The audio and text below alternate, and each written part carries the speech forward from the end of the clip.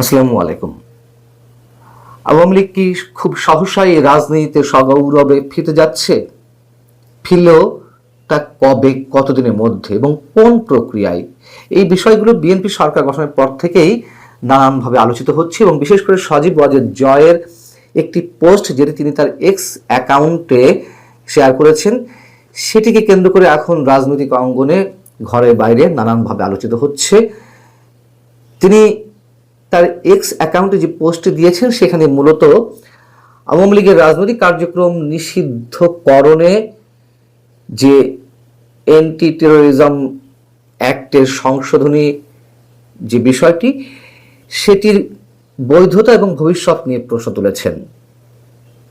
তিনি বিএনপি সরকারকে সাংবিধানিকভাবে 30 দিনের মধ্যে এই অধ্যাদেশ বাতিল করার সিদ্ধান্ত নেওয়ার আহ্বান জানিয়েছেন এবং যদি সেই সিদ্ধান্তটি নেওয়া হয় তাহলে আওয়ামী লীগ অটোমেটিক্যালি রাজনীতিতে পুনর্বাসিত হতে পারছে।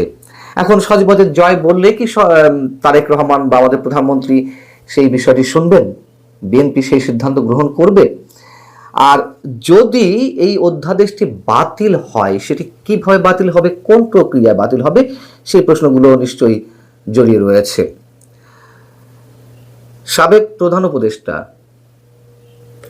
ডক্টর মোহাম্মদ ইউনূসের নেতৃত্বাধীন যে অন্তর্বর্তী সরকার, সেই সরকার দায়িত্ব পালনের 1.5 বছরে মোট 132টি অধ্যাদেশ জারি করেছে, যার মধ্যে সংস্কার কার্যক্রমে অংশগুলো রয়েছে এবং এগুলো মূলত রাষ্ট্রপতিকে দিয়ে জারি করা হয়েছে অধ্যাদেশগুলো। এখন সংবিধান অনুযায়ী রাষ্ট্রপতি জারি করা এসব অধ্যাদেশ আইনে পরিণত করতে গেলে কি করতে হয়? এই অধ্যাদেশগুলো জাতীয় সংসদ যেদিন থেকে বসবে বা জাতীয় সংসদের যে প্রথম অধিবেশন, সেই অধিবেশন বসার 30 দিনের মধ্যে এগুলোকে অনুমোদন দিতে হবে, আইনে রূপান্তর করতে হবে। না হলে এই অধ্যাদেশগুলো স্বয়ংক্রিয়ভাবে বাতিল হয়ে যাবে। এদিকে একথাও তো আমরা জানি যে 132টা অধ্যাদেশ জারি করা হয়েছে ডক্টর মোহাম্মদ ইউনূসের সরকারের সময়।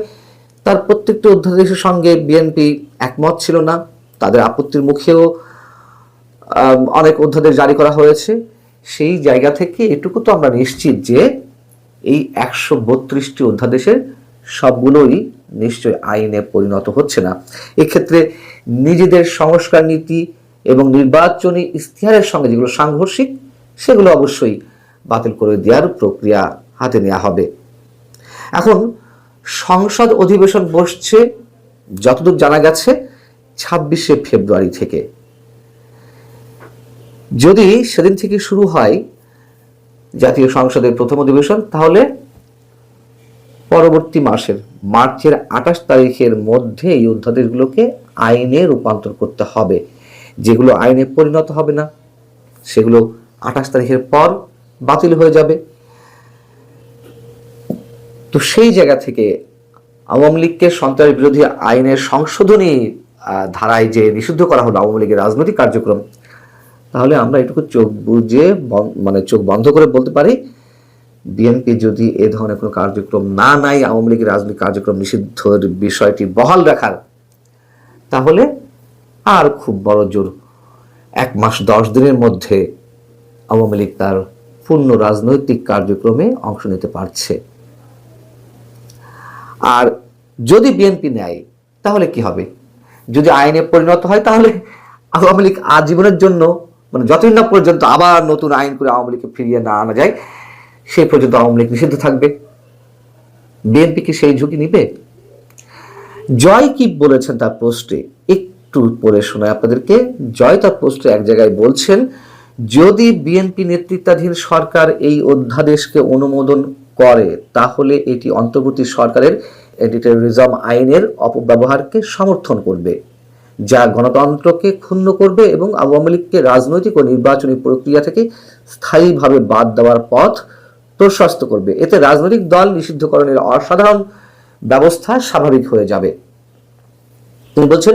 আর অন্যদিকে যদি নবগঠিত সরকার অধ্যাদেশকে অনুমোদন না করে তাহলে এটি অন্তর্বর্তী সরকারের শত্রুতাপূর্ণ দৃষ্টিভঙ্গি থেকে দূরে সরে আসার ইতিবাচক পদক্ষেপ হবে এবং অধিকার সম্মত সংকীর্ণ অ্যান্টি টেরোরিজম ফ্রেমওয়ার্ক পুনরুদ্ধার করবে। এটি মনে করার কোনো কারণ নেই যে বিএনপি এদিকে পা দেবে। আমরা মোটামুটি এই পর্যায়ে এসে এটুকু নিশ্চিত করে বলতে পারি। এবং এটা তো ঠিক যে বিএনপি কখনোই আওয়ামী লীগ একটি নির্বাহী আদেশের মাধ্যমে তার রাজনৈতিক কার্যক্রম বন্ধ থাক বা বন্ধ করতে চায়নি, বা কোনো রাজনৈতিক দলকেও নিষিদ্ধ করতে চায়নি। এমনকি আন্তর্জাতিক বিভিন্ন গণমাধ্যমে দেওয়া সাক্ষাৎকারে তারেক রহমান তিনি নিজে একাধিকবার কথা বলেছেন যে তিনি কোনো রাজনৈতিক দলকে নিষিদ্ধ করার পক্ষে নন। আর যদি তিনি অন্য কোনো রাজনৈতিক দলকে নিষিদ্ধ করার পক্ষে থাকেন তাহলে একসময় বিএনপিকেও সেই ফাঁদে পড়া লাগতে পারে, স্পষ্টভাবে তিনি বলেছেন। এমনকি বলেছেন যে সজীব ওয়াজেদ জয় বা সাইমা ওয়াজেদ পুতুল দেশের মানুষ চাইলে তারা দেশে ফিরে এসে রাজনীতি করতে পারবে। এবং এ কথাও তো আমরা জানি যে ভারতের একটা প্রচ্ছন্ন সমর্থন বিএনপির প্রতি রয়েছে নির্বাচন অনুষ্ঠানের আগে থেকেই, এবং নির্বাচন অনুষ্ঠানের পরে তো ভারতের প্রধানমন্ত্রী তাদেরকে মানে তারেক রহমানকে তার পরিবারের সদস্যদের নিয়ে ভারত সফরে আমন্ত্রণ জানিয়েছেন। যাই হোক, কিন্তু এর মাঝখানে একটি বিষয় আছে, সেটি আমরা জানি যে আওয়ামী লীগকে রাজনীতিতে ফিরে আসার একটা সুযোগ দেওয়ার, সেটি নরম শর্ত বলি শক্ত শর্ত বলি, এই বিষয়টি ছিল। এবং সেই জায়গা থেকেই তো আওয়ামী লীগের ভোটাররা এই নির্বাচনে বিএনপিকে ভোট দিয়েছে। একটা ছোট অংশ যদিও জামাতের ভোট ব্যাংকে তাদের ব্যালট পেপারে সিল মেরেছে, এটাও সত্য কথা, যারা তৃণমূল পর্যায়ে আওয়ামী লীগের নেতা কর্মীদের মাধ্যমে নির্যাতিত হয়েছেন। তো আমরা তো দেখলাম যে 12 ফেব্রুয়ারি নির্বাচনের পরই দেশের বিভিন্ন স্থানে আওয়ামী লীগের যে কার্যালয়গুলো সেগুলো খুলে যাওয়া শুরু হলো। কোথাও কোথাও বিএনপির স্থানীয় নেতাকর্মীরাই আওয়ামী লীগের অফিস খুলে দেওয়া শুরু করলেন। আবার কোথাও কোথাও আওয়ামী লীগ নেতাকর্মীরা তারা স্বেচ্ছা প্রণোদিত হয়ে নিজেরাই নিজেদের দলীয় অফিস খোলা শুরু করে দিলেন। অতএব আমরা এটুকু বলতে পারি যে আর 1 মাস 10 দিনের মধ্যে পূর্ণ মাত্রায় আওয়ামী লীগ তার রাজনৈতিক কার্যক্রম শুরু করতে যাচ্ছে। যদিও এর মধ্যে কোথাও কোথাও শুরু হয়েছে, তবে এটি অবশ্যই গণতন্ত্রের জন্য ভালো, অবশ্যই নিঃসন্দেহে। তারেক রহমান যে প্রতিশ্রুতিগুলো আমাদের সামনে দিচ্ছেন, আমরা চাই তিনি ইতিহাস হয়ে থাকুন, শুধু আওয়ামী লীগকে রাজনীতি করতে দেওয়ার ক্ষেত্রে নয়, এদেশের দুর্নীতি প্রতিরোধের ক্ষেত্রে, এদেশের যে অনিয়ম স্বেচ্ছাচারিতা রয়েছে সেগুলো প্রতিরোধের মাধ্যমে যদি তার সদিচ্ছাগুলো তিনি বাস্তবায়ন করেন, অবশ্যই তিনি ইতিহাসের অংশ হতে পারেন। ভালো থাকুন সবাই। আল্লাহ হাফিজ।